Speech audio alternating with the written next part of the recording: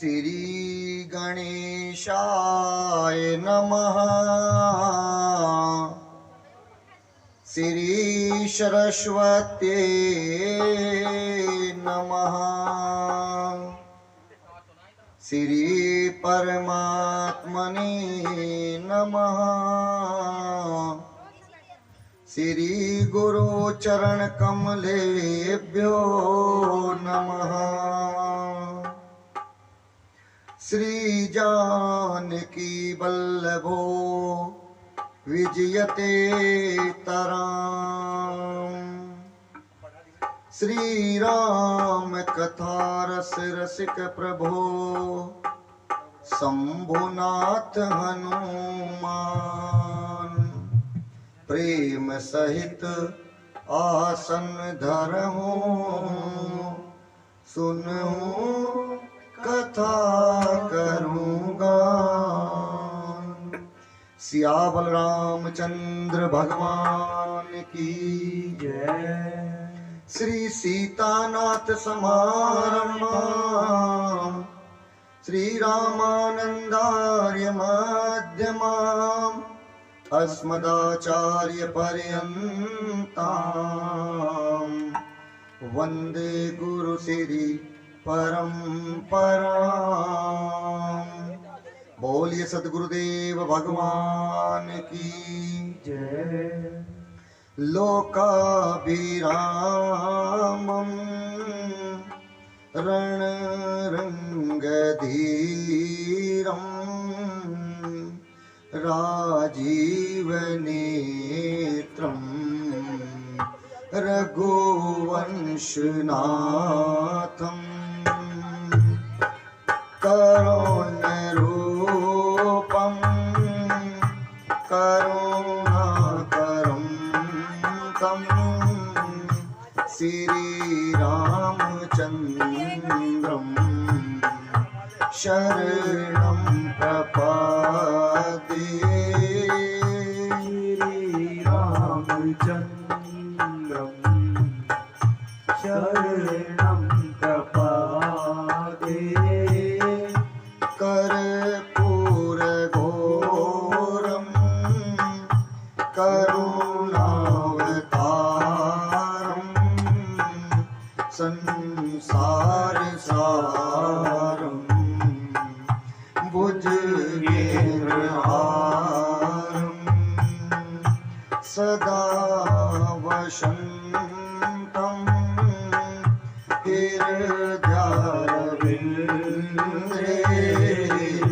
भवां भवानी सहितं नमामि।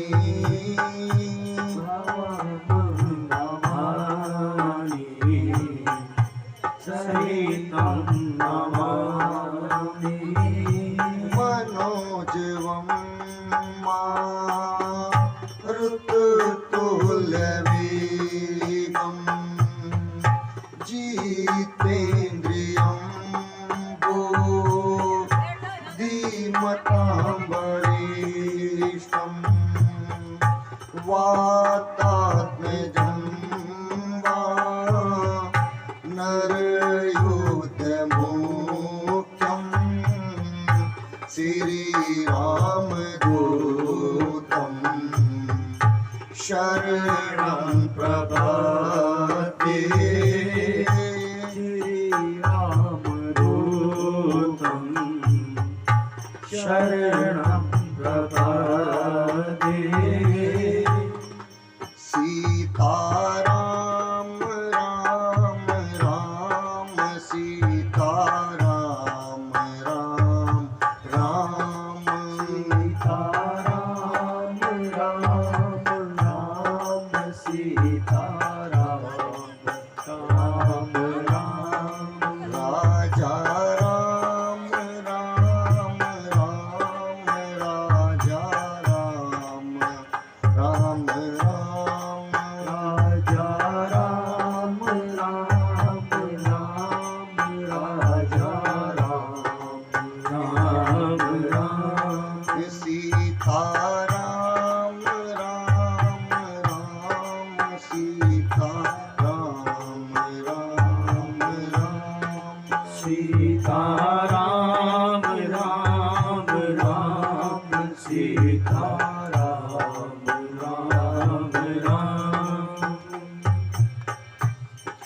सीताराम चरण राति मोरे। सीताराम चरण राति मोरे। अनुदीन बढ़ाऊं अनुग्रह तोरे। अनुदीन बढ़ाऊं अनुग्रह तोरे। उमा कहाऊं मैं अनुभव अपना। कहाऊं मैं अनुभव अपना। सत हरि भजन जगत सब सपना। सत हरि भजन जगत सब सपना। मंगल भवन अमंगल हारी। मंगल भवन अमंगल हारी।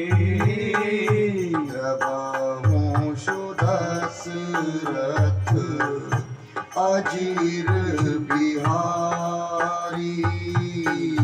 प्रभु दशरथ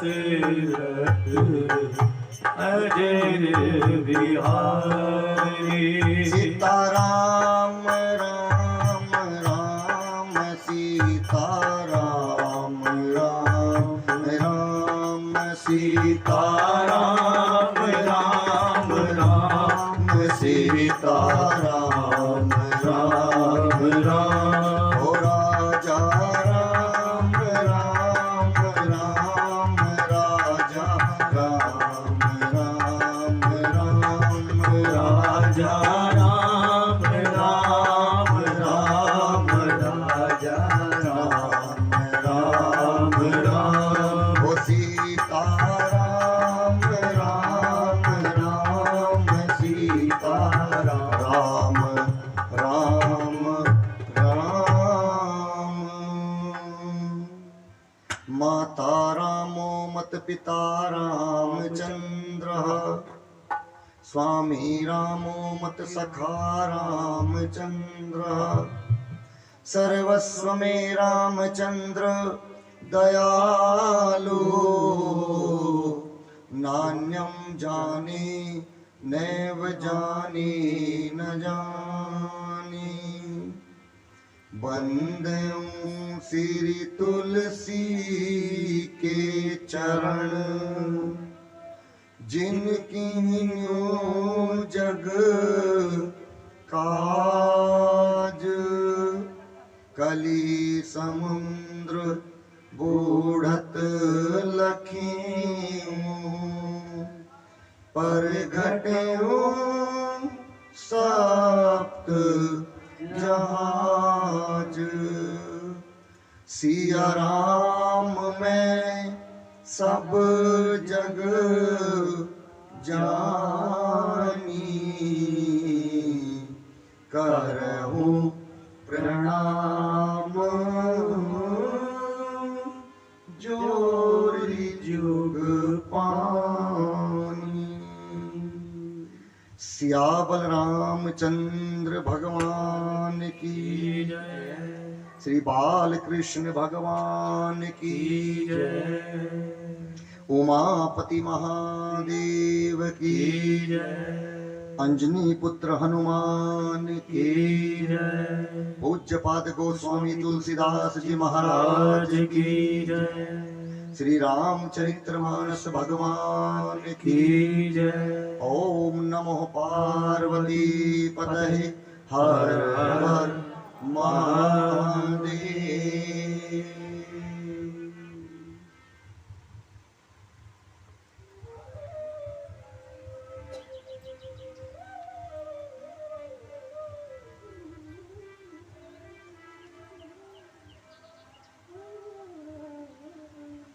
अनंत अनंत कोटि ब्रह्मांड नायक अब कारण करनाले वर्णाले राघव जी के चरणों में बारंबार साष्टांग, बोध भावन शंकर भगवान जी के चरणों में बारंबार नमन और पूज्य पाद गोस्वामी तुलसीदास जी के चरणों में बारंबार वंदन।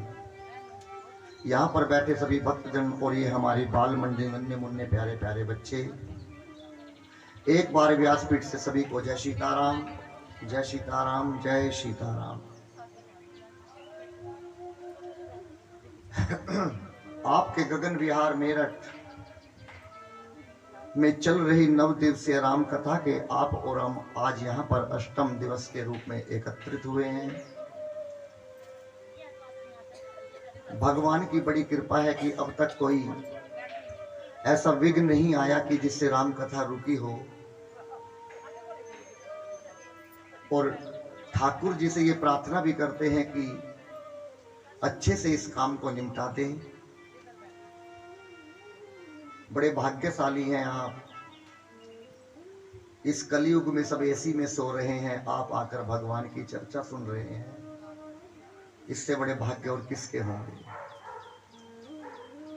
आज के मुख्य यजमान के रूप में श्रीमान जी संजीव ढाका जी, इनकी धर्म पत्नी श्रीमती पूनम ढाका जी, इनके पुत्र भानु और पुत्री निक्की और शानू। दूसरे यजमान के रूप में श्रीमती सरिता देवी, धर्म पत्नी श्रीमान जी अमित ढाका जी, पुत्र आर्यन और पुत्री अनुष्का। तीसरे यजमान के रूप में श्रीमती प्रतिभा देवी, धर्म पत्नी श्रीमान जी प्रवीण ढाका जी और इनके पुत्र अनिकेत और पुत्री विशु। आज के तीनों यजमान ढाका जी हैं। बहुत बहुत बधाई।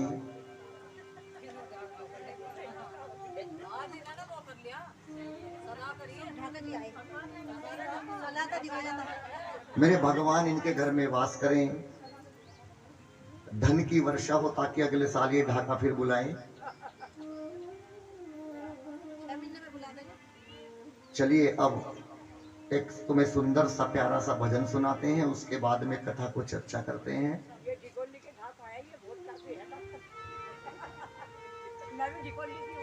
बड़ा ढिकोली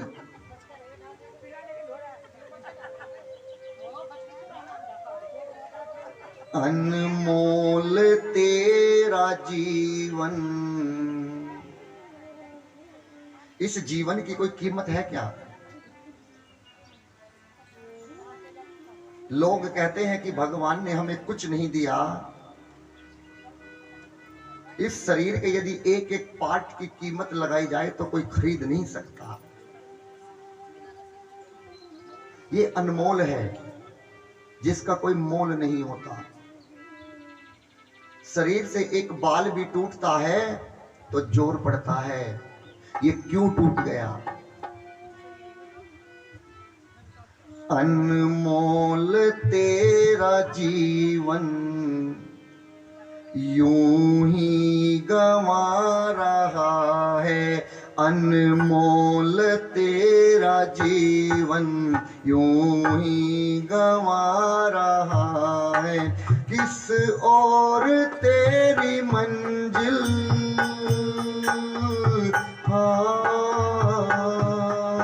किस ओर तेरी मंजिल, किस ओर जा रहा है। अनमोल तेरा जीवन यूं ही गंवा रहा है।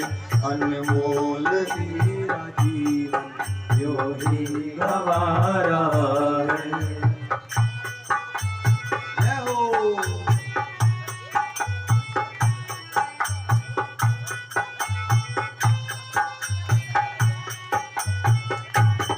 सपनों की नींद में ही ये रात ढल न जाए। सपनों की नींद में ही ये रात ढल न जाए।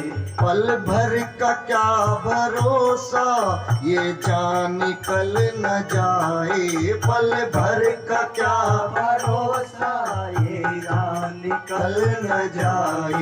गिनती की है ये सांसें यूं ही लुटा रहा है। गिनती की है ये सांसें यूं ही लुटा रहा है। किस ओर तेरी मंजिल, हाँ किस ओर तेरी मंजिल, किस ओर जा रहा है। अनमोल तेरा जीवन यूं ही लगा रहा है। अनमोल तेरा जीवन यूं ही लगा रहा है।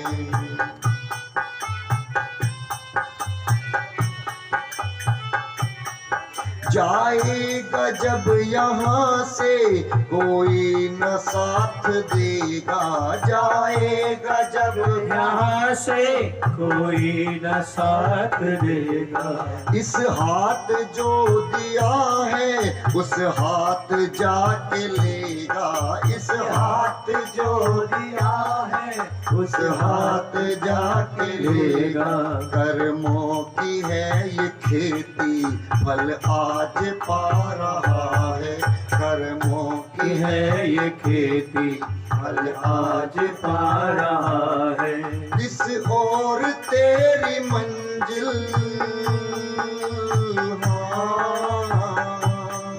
किस ओर तेरी मंजिल, किस ओर जा रहा है। अनमोल तेरा जीवन यूं ही गवा रहा है। अनमोल तेरा जीवन यूं ही गवा रहा है। जय हो। ममता के बंधनों ने यूं आज तुझको घेरा। ममता के बंधनों ने यूं आज तुझको घेरा। सुख में सभी है साथी, दुख में नहीं है तेरा। सुख के सभी है साथी, दुख में नहीं है तेरा। तेरा ही मोह तुझको कब से रुला रहा है।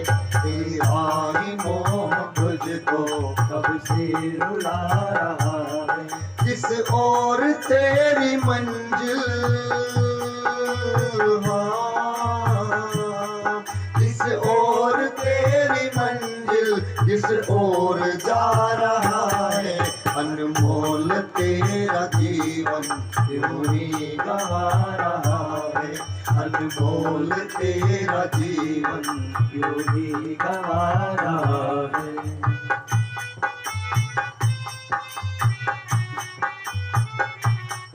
जब तक है भेद मन में भगवान से जुदा है। जब तक है भेद मन में भगवान से जुड़ा है। खोलो जो दिल का दर्पण इस घर में ही खुला है। खोलो जो दिल का दर्पण इस घर में ही खुला है। सुख रूप हो के भी तो दुख आज पा रहा है। सुख रूप हो के भी तो दुख आज पा रहा है। किस ओर तेरी मंजिल, किस ओर तेरी मंजिल, किस ओर जा रहा है। अनमोल तेरा जीवन यूं ही गवा रहा है। अनमोल तेरा जीवन यूं ही गवा रहा है। अनमोल तेरा जीवन यूं ही गवा रहा है। सपनों की नींद में ही ये रात ढल न जाए। पल भर का क्या भरोसा ये जान निकल न जाए। गिनती की है ये सांसें, गिनती की है ये सांसें यूं ही लुटा रहा है। अनमोल तेरा जीवन यूं ही लुटा रहा है। बताइए कल कथा कहां पर विराम ली थी?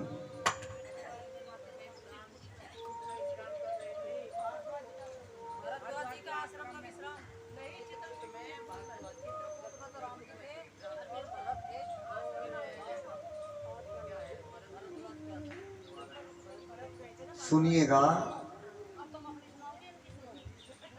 श्री राम जी और मेरी मां जानकी और लक्ष्मण भैया चित्रकूट में विश्राम कर रहे थे और भरत भैया और उनके भाई और माता और अयोध्या के लोग और गुरु वशिष्ठ जी भरद्वाज जी के आश्रम में विश्राम कर रहे थे। कहां पर? प्रयागराज तीर्थ में। अब जैसे ही प्रातः हुई तो आपने कल सुना था कि प्रयागराज से भरत ने क्या मांगा था? क्या मांगा था? ही याद रहा। अर्थ चाहिए न धर्म काम चाहिए, तो क्या चाहिए? कौशल्या कुमार मुझे राम चाहिए, केवल मुझे अपने भैया राम चाहिए। धन को ठोकर मैंने भी मारी, धन को ठोकर मेरे भैया ने भी मारी, हम धन का क्या करेंगे? क्या मतलब है धन का? केवल भैया राम चाहिए। प्रातः हुई, प्रातः होने के बाद में सबने स्नान किया और जलपान कर कर चलने की तैयारी में थे और भरद्वाज जी से भरत जी ने विदा मांगी और कहा कि हम कहां जाएं। अब यहां पर दर्शन कीजिएगा, जब राम जी भरद्वाज जी के आश्रम में आए थे, जब उन्होंने विदा मांगी थी तो भरद्वाज जी ने उन्हें वाल्मीकि जी के आश्रम में भेजा था, फिर वाल्मीकि जी ने चित्रकूट भेजा था। लेकिन यहां पर भरद्वाज जी सोच रहे हैं कि यदि पहले भरत को चित्रकूट नहीं, पहले वाल्मीकि जी के आश्रम में भेजूंगा तो कहीं इन दोनों भाइयों को मिलने में देर ना हो जाए, कहीं अनर्थ ना हो जाए। क्यों? क्योंकि भरत का प्यार देखकर वो समझ नहीं पा रहे हैं कि क्या करूं। उन्होंने डायरेक्ट रास्ता बताया, कहां का? चित्रकूट का, कि आप रास्ते में कहीं मत रुकना, सीधे जाना। कहां? चित्रकूट। और बाबा कहते हैं, लखन राम सिया पंथ कहानी, लखन राम सिया पंथ कहानी, पूछत सकहीं कहत मृदुबानी। नोट्स दे दो जड़ चेतन मग जीव घनेरे, जड़ चेतन मग जीव घनेरे, जे चितए प्रभु जिन प्रभु हेरे, प्रभु जिन प्रभु हेरे, ते सब भये परम पद जोगू, ये सब भय परम पद जोगू। भरत दरस में ताभव रोगू, भरत दरस में ताभव रोगू, भरत दरस में ताभव रोगू, भरत दरस में ताभव रोगू। और कहां भेजा? चित्रकूट। अब यहां पर दर्शन कीजिएगा, जैसे ही भरत भैया चले, रास्ते में रास्ते में गांव वाले मिलते हैं और गांव वाले लोग कहते हैं कि हे भरत भैया, हमें भी अपने साथ लेकर चलो।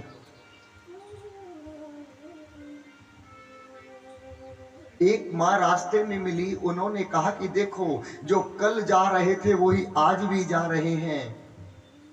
कल भी इतने सुंदर दो थे और आज भी इतने सुंदर दो हैं। एक ने कहा लेकिन ये वो नहीं है, हमें तो लगता है कि ये उनके भाई हैं, वो लड़कर गए हैं और ये उन्हें मनाने गए हैं, क्योंकि उनके साथ तो केवल एक स्त्री थी और इनके साथ तो 3-3 माएं हैं और पूरा समाज है। रास्ते में भरत भैया से कहा कि हम भी तुम्हारे साथ चलना चाहते हैं। क्यों? क्योंकि जो वो कल गए थे अवश्य तुम्हारे भाई होंगे, लेकिन हमने उनसे बहुत कहा, वो हमें अपने साथ नहीं लेकर गए। अब यहां दर्शन कीजिएगा, साधु कौन? जो सबको अपने साथ में लेकर चलता है वो साधु होता है। भरत भैया ने किसी को मना नहीं किया, बल्कि आज जो भी रास्ते में गांव पड़ते रहे सब लोग साथ में चलते रहे और भरत भैया सबको लेकर चले।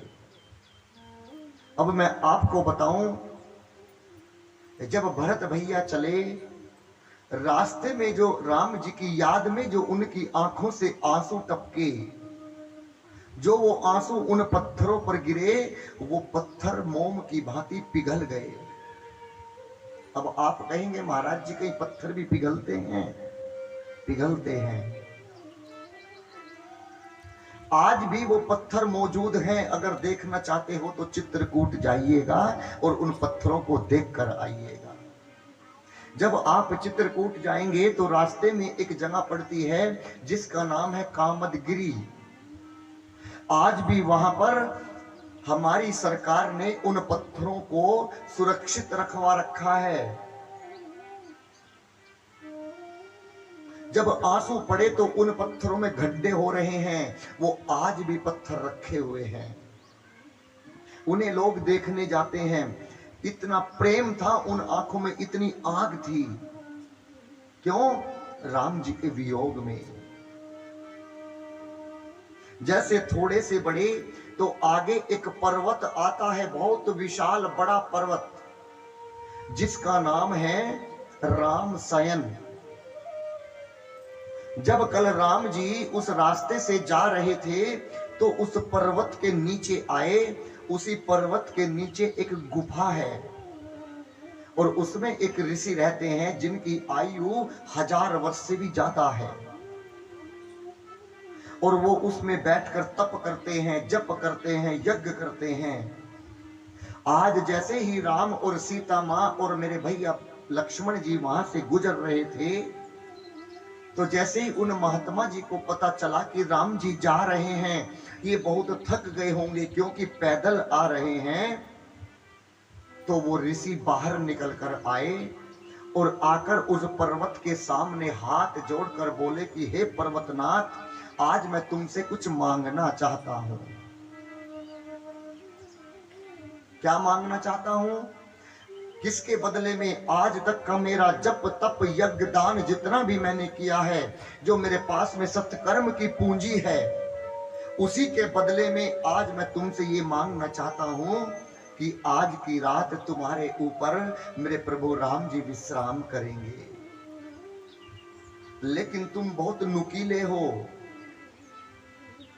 कहीं मेरे प्रभु की कमर में आप चुभ न जाएं। मैं आपसे मांगता हूं कि आप एक रात के लिए मोम के बन जाओ। वो पूरा का पूरा पर्वत मोम का बन गया। राम जी ऊपर गए, ऊपर जाकर आज भी वहां पर आकृति बनी हुई है। वहां पर मेरे राम जी की लेटे हुए की आकृति बनी है। मां जानकी बराबर में लेटी हैं, लेकिन मां जानकी का सिर नहीं बना हुआ है। क्यों नहीं बना हुआ? क्योंकि मेरे राघव जी ने अपने हाथ का तकिया बना लिया था और मेरी मां सीता का सिर इस हाथ पर था। लेकिन ये हाथ ऐसे ही आज भी वो आकृति बनी है। एक तरफ धनुष की आकृति है, एक तरफ बाण की आकृति है। लेकिन महाराज जी देखा तो नहीं, जब जाओगे जब भी तो देखोगे। जरूर जाइए। चित्रकूट के रास्ते में कामदगिरी पर यह पर्वत पड़ता है और उस पर्वत का नाम है रामशयन। उसी दिन से उस पर्वत का नाम रामशयन पड़ा था। क्यों? क्योंकि शयन माने सोना। राम जी एक रात के लिए उस पर्वत पर सोए थे। उसी दिन से वहां पर बोर्ड लगा किसका? रामशयन पर्वत। लोग उस पर्वत का दर्शन करने जाते हैं जैसे लोग गोवर्धन का की परिक्रमा करने जाते हैं। ये आज भी प्रमाण है। ये नहीं कि गोस्वामी तुलसीदास जी ने केवल लिख दिया, नहीं, जो भी लिखा है वो सत्य घटना है, सत्य घटना है।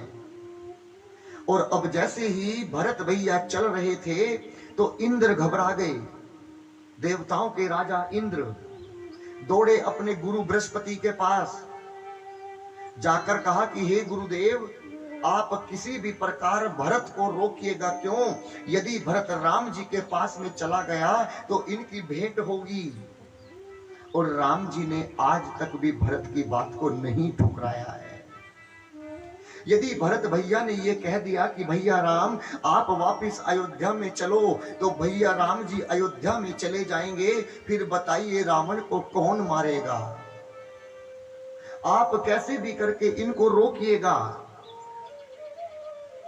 बृहस्पति ने कहा, अरे मूर्ख, तू राम के प्रति कोई अपराध करेगा इंद्र तो राम तुझे माफ कर देंगे, लेकिन राम के भक्त के साथ में तूने भी कोई अपराध किया तो राम तुझे मार डालेंगे। उनके भक्त के प्रति कभी अपराध मत करना। तुम क्या सोचते हो कि केवल भरत ही राम जी से मिलना चाहते हैं? नहीं, राम जी भी भरत से मिलना चाहते हैं। ये पूरा जगत किसको जपता है? राम राम जपता है, लेकिन राम किसको जपते हैं? केवल भरत भरत जपते हैं। भरत सरिस को राम सनेही, ये जग जप राम राम जप जेही। ये राम दिन और रात भरत जी को जपते हैं। और जैसे ही ये बताया, इंद्र की बात समझ में आई और इंद्र में चले गए। अब यहीं पर मेरी मां जानकी को एक स्वप्न नजर आया। एक स्वप्न दिखा। कब? भोर में, ब्रह्म मुहूर्त में, सुबह के 4-5 बजे थे। एक स्वप्न दिखा। क्या? कि जैसे भरत भैया और शत्रुघ्न और साथ में तीनों मां आई हैं और ये स्वप्न भगवान को बताया। किसको? मेरे रघुनाथ जी को, कि हे प्रभु, आज मैंने भोर में एक स्वप्न देखा है, लेकिन स्वप्न की स्थिति अच्छी नहीं है। क्यों? क्योंकि भरत भैया और शत्रुघ्न आ रहे हैं, लेकिन तीनों माओ की मांग में सिंदूर नहीं है। और जैसे ही ये मेरे प्रभु राम जी ने सुना कि मां की मांग में सिंदूर नहीं है, भगवान वहां से उठे और उसी के पास में एक शंकर भगवान का मंदिर था। शंकर भगवान के मंदिर में जाकर बैठे और भजन शुरू किया। उसी समय उत्तर दिशा से एक आंधी आई, तूफान आया। राम जी ने कहा कि ये क्या, ये तूफान कहां से आया? तो देखा तो उत्तर दिशा से कोल और भील दौड़े दौड़े आ रहे थे। क्यों? राम जी ने उनसे आते ही पूछा कि आप क्यों आए हैं, क्यों दौड़ रहे हैं, ये धूल क्यों उड़ी है? कोल भीलों ने बताया, प्रभु कोई 2 भाई आए हैं, आपकी तरह एक सांवला है, एक गोरे हैं। बड़ा अपना नाम भरत और छोटा लक्ष्मण बताता है और उनके साथ में 3 मां हैं। लेकिन तीनों माओ की स्थिति अच्छी नहीं है।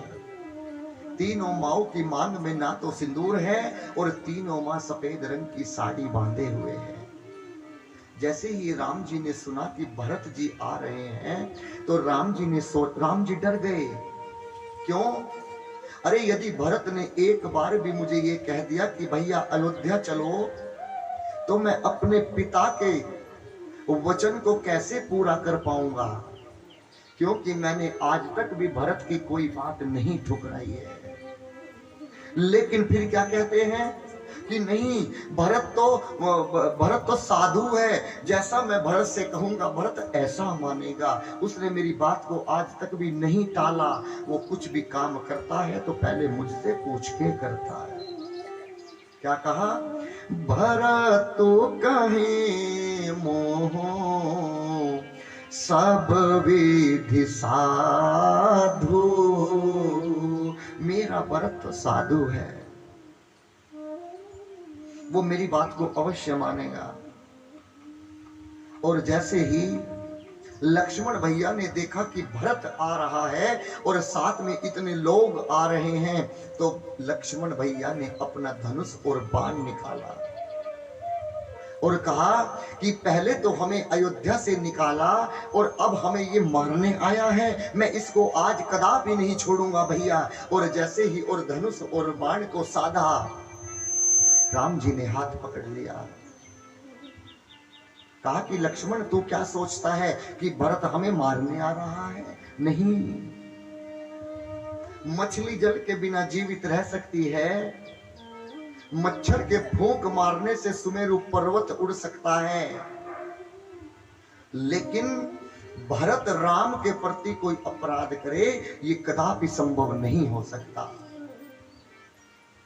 वो हमसे लड़ने नहीं, वो हमसे मिलने आ रहा है।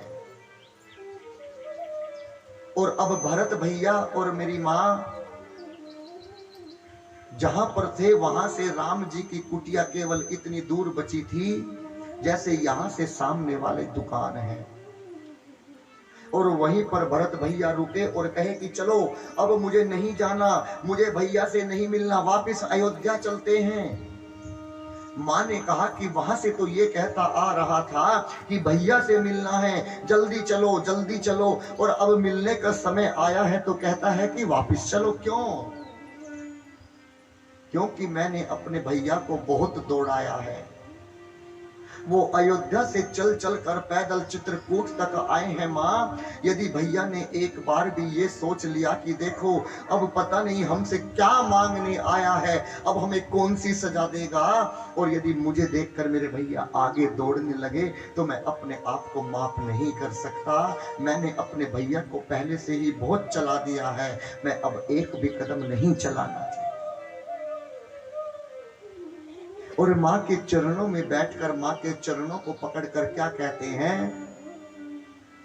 जब जब याद पड़े रघुराई, प्राण निकलना चाहे रे माई, प्राण निकलना चाहे रे माई। जब जब याद पड़े रघुराई, जब जब याद पड़े रघुराई, प्राण निकलना चाहे रे माई, प्राण निकलना चाहे रे माई। जब जब याद पड़े रघुराई, जब जब याद पड़े रघुराई।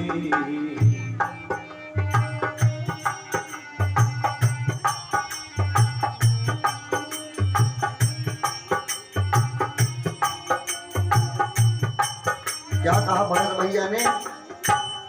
कैसे होंगे भैया मेरे तपती धरा और जलती धूप में, ओ कैसे होंगे भैया मेरे, तपती धरा और जलती धूप में, ओ कंकरीली राहें नंगे पाँव भारी होगी किस रूप में, ओ कंकरीली राहें नंगे पाँव भाभी होगी किस रूप में, ओ कोई न समझे, कोई न समझे पीर पराई, जब जब याद पड़े रघुराई, जब जब याद पड़े रघुराई, प्राण निकलना चाहे रे माई, जब जब याद पड़े रघुराई, जब जब याद पड़े रघुराई।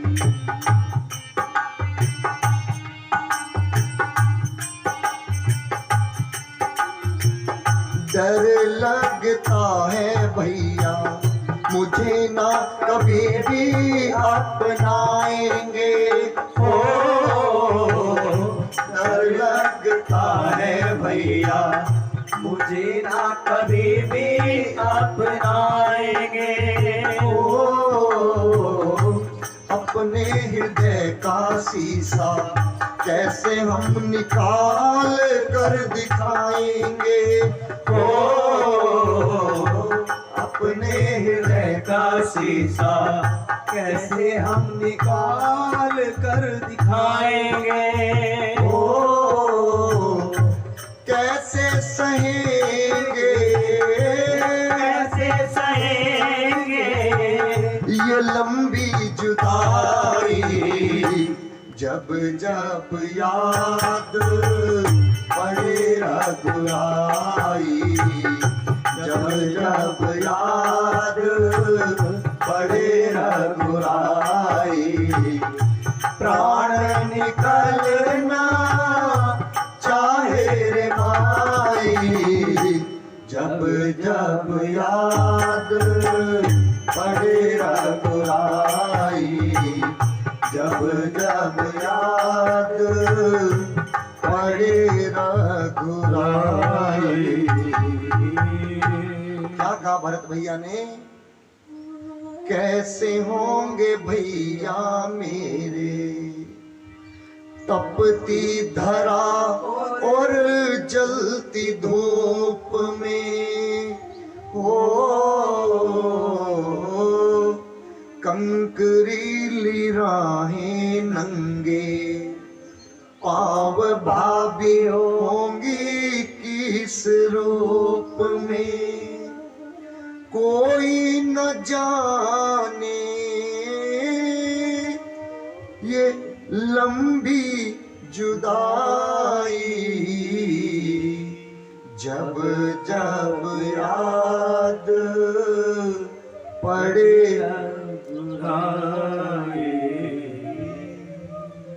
भैया रोते रोते पागल से हो गए और सुमंत जी ने हाथ पकड़ा और कहा, अब भैया सामने हैं, उनकी झोपड़ी दिख रही है तो कहते हो कि वापस जाना है, चलो। और हाथ पकड़कर आज भरत भैया को वहीं पर ले जाकर उस द्वार पर खड़ा कर दिया जिसके आंगन में भैया राम बैठे थे। और सीधे खड़े हैं भरत भैया। आपने लाठी तो देखी है ना, यदि बीच में लाठी को खड़ा कर दें तो कोई बता सकता है कि लाठी किस ओर गिरेगी? कोई बता सकता है? नहीं बता सकता ना। उसी प्रकार आज राम जी अंदर बैठे हैं और भरत बाहर उस लाठी के समान खड़े हैं, बिल्कुल सीधे, और कहे, पाहि नाथ प्रभु पाहि गोसाई भूतल परे लकुट के नाई। पाहीनाथ प्रभु पाहीनाथ, और ये कहकर भूतल परे जमीन पर गिर पड़े। मुख धरती में जाकर लगा, उल्टे मुंह गिर पड़े, लेटे हैं। अब आप मुझे बताइएगा, चींटी कितनी बड़ी होती है? चींटी सबने देखी है ना। इस हिंदुस्तान में कोई ऐसा कारीगर हो कि जो चींटी के पांव की पाजेब बना दे? कोई बना सकता है? मान लीजिए कोई बना भी दे और फिर उसमें घुंघरू भी जड़ दे, तो वो पाजेब कितनी बड़ी बनेगी? और यदि उस पाजेब को चींटी रानी पहनकर इठला इठला कर चले, और जो उसके घुंघरू की आवाज आएगी वो भी साकेत में बैठकर मेरे राम जी सुन लेते हैं। क्या आज भरत भैया द्वार पर खड़े हैं और इतनी जोर से बोले कि पाहीनाथ पाहीनाथ, क्या उस आवाज को राम जी ने नहीं सुना होगा? सुना होगा ना। लेकिन राम जी खड़े नहीं हुए, खड़े नहीं हुए। क्यों? कहना चाहते हैं कि जो लक्ष्मण अभी कुछ देर पहले धनुष और बाण निकाल कर कह रहा था कि भरत को मार दूंगा, जब तक लक्ष्मण मुझसे स्वयं नहीं कहेगा कि बाहर द्वार पर भरत भैया आए हैं और जाकर उन्हें उठाकर अपने सीने से लगा लो, जब तक ये राम उठने वाला नहीं है। और उसी समय अंदर आंगन में बैठकर राम जी ने लक्ष्मण भैया से कुछ प्रश्न पूछे थे। लक्ष्मण भैया उनका जवाब दे रहे थे, और जैसे ही देखा कि बाहर भरत जी पड़े हैं तो उन्होंने अपने प्रश्नों का उत्तर जल्दी जल्दी देना शुरू कर दिया। क्यों? जल्दी दूंगा तो बात खत्म हो जाएगी। कैसे? चढ़ी चंग जनु खैर खिलारू, जब पतंग ऊपर चढ़ जाती है और बरसात आती है तो बच्चे क्यों? कहीं फट ना जाए। उसी प्रकार आज लक्ष्मण जी ने अपने प्रश्नों का उत्तर जल्दी जल्दी देना शुरू कर दिया, और जैसे ही प्रश्नों का उत्तर दिया तो क्या कहते हैं, हाथ जोड़कर भगवान के चरणों में बैठे और कहा, भरत प्रणाम करत रघुनाथ, कि मेरे भैया भरत, हे रघुनाथ भैया, वो प्रणाम कर रहे हैं। और जब तक आप विश्वास करना, भरत पूरा नहीं कह पाए, जब तक भा कहा, जब तक मेरे भगवान जी उठ पड़े, और जब तक रा कहा, जब तक बाहर पहुंच गए, और जब तक ता कहा, जब तक रघुनाथ जी ने भरत जी को अपने सीने से लगा लिया। इतने वेग से दौड़े आज मेरे भगवान, इतने वेग से दौड़े, इतने वेग से दौड़े। और देखिएगा, जब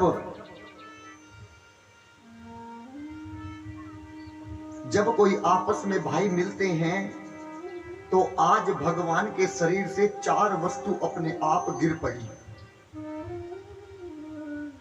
क्यों 4 क्यों गिरी? 5 क्यों नहीं गिरी? 3 क्यों नहीं गिरी?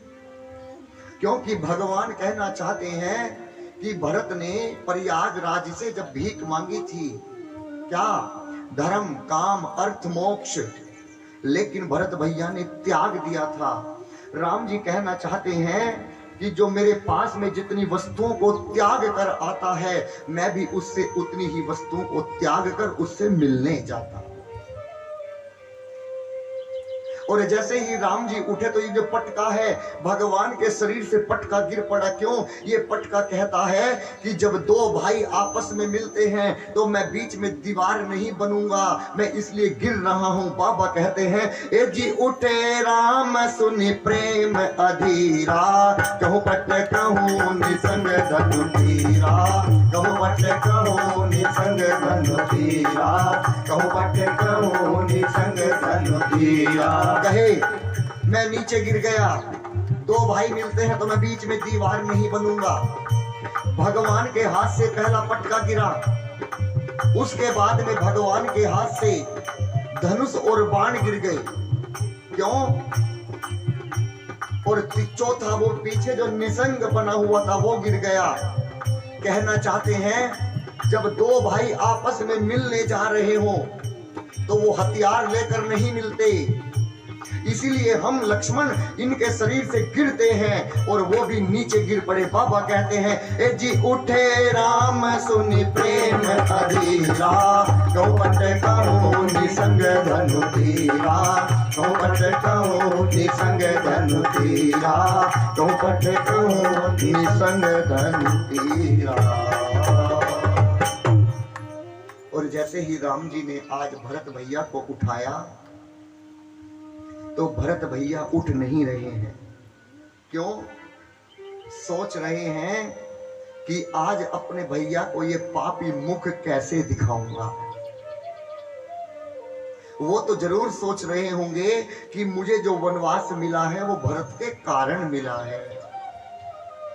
राम जी भरत भैया की बातों को समझ गए और कहे कि भरत मैं तुम्हें वचन देता हूं मेरे भैया, एक बार बस खड़ा होकर मेरे सीने से लग जा, मैं तुझे वचन देता हूं। तू सोच रहा है कि इस मुख को भैया को कैसे दिखाऊंगा, मैं तुझे उठाऊंगा अपने गले से लगाऊंगा लेकिन तेरा मुख नहीं देखूंगा। बस एक बार खड़ा होकर अपने भैया के सीने से लग जा। भरत भैया को उठाया और अपने सीने से लगाया।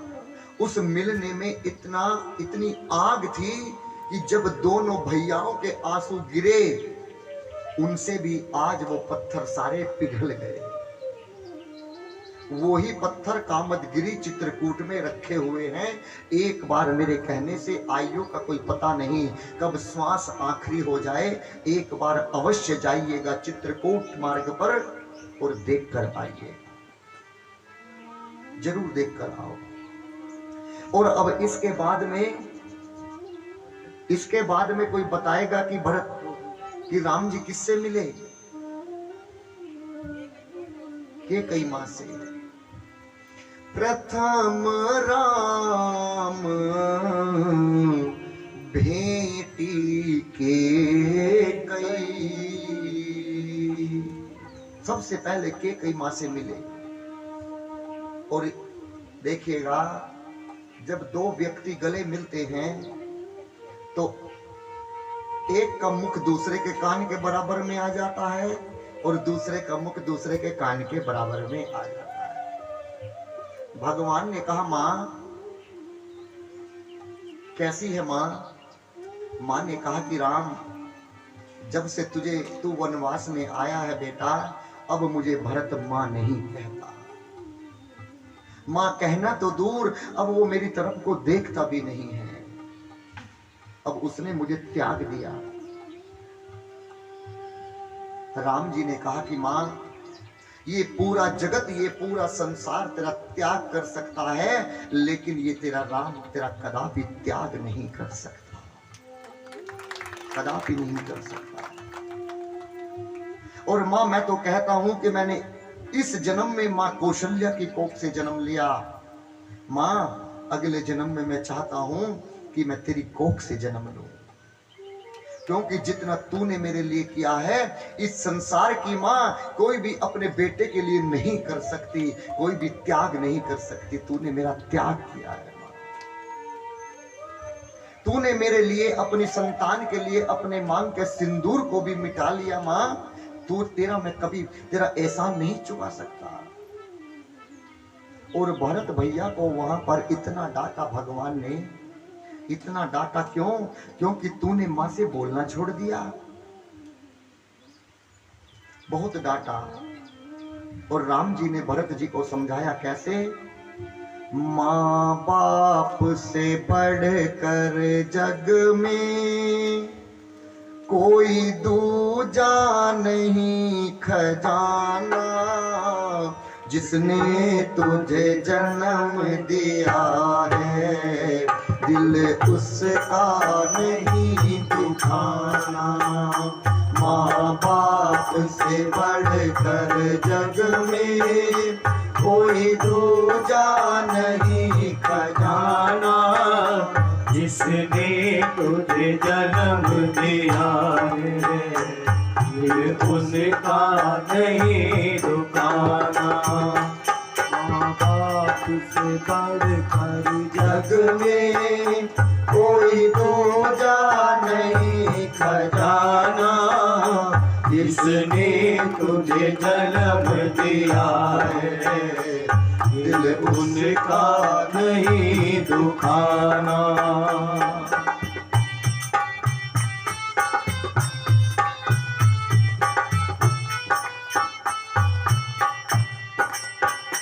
पहले तो माने तुझको 9 महीने पेट में ढोया, सीने का दूध पिलाया, तो जब जब बंदे रोया। पहले तो माने तुझको 9 महीने पेट में ढोया, सीने का खून पिलाया, तो जब जब बंदे रोया।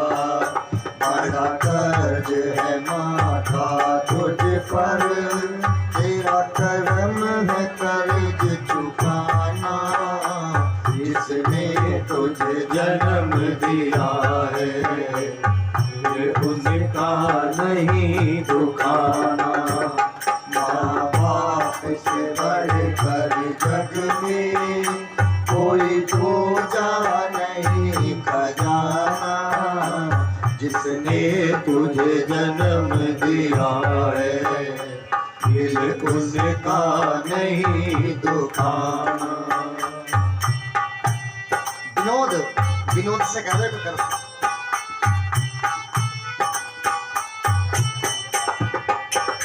दिन रात तुझे तेरी माँ ने बाहों में अरे झुलाया, खुद गीले में माँ सोई, सोखे में तुझे सुलाया। दिन रात तुझे तेरी माँ ने बाहों में अरे झुलाया, खुद गीले में माँ सोई, सूखे में तुझे सुलाया। तू कोई भी दे कर ना माँ को कभी रुलाना, जिसने तुझे जन्म दिया है दिल उसका नहीं दुखाना। माँ बाप से बढ़कर जग में कोई दूजा नहीं खजाना, से कर दे तुझे जन्म दिल उनका नहीं दुखाना।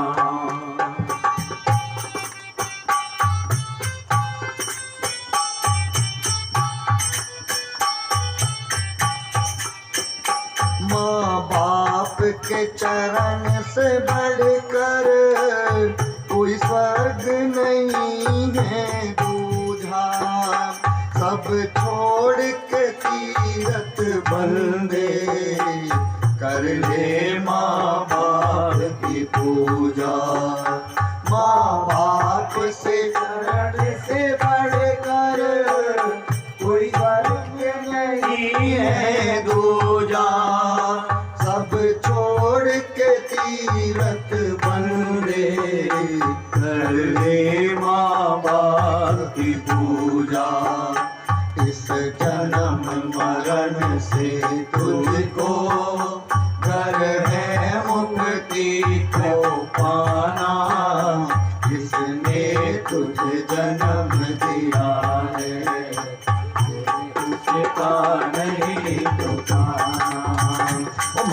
बाप से बढ़कर जग में कोई दूजा नहीं खजाना, जिसने तुझे जन्म दिया है दिल उसका नहीं दुखाना, जिसने तुझे जन्म दिया है दिल उसका नहीं दुखाना।